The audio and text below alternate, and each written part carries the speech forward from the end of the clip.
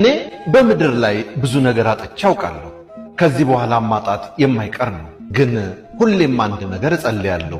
እሱም አንቺን ብቻ እንዳላጣሽ ነው። ሀብት ቢጠፋ ይተካል፣ ገንዘብ ቢያልቅ ይገኛል፣ ሰው ቢከዳ ደግሞ ሰው ይመጣል። አንቺን ማጣት ግን የመክሰር ነው። ማርያምን መክሰር ነው። እናውቃለና ከባህር የሞላ ጭንቃችንን እንዳቀለልሽልን፣ ሞት የሚመስል ሌሊታችንን እንደነጋሽልን፣ ሕልም የሚመስል ምኞታችንን እንዳሳካሽልን፣ ድረሽልን ብለንሽ እንደደረሽልን፣ ደግፊን ብለንሽ እንደደገፍሽን እናውቃለን።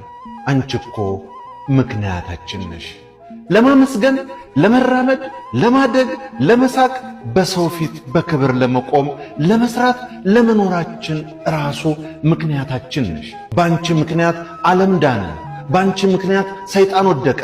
ባንቺ ምክንያት አዳም ክብሩ ተመለሰ።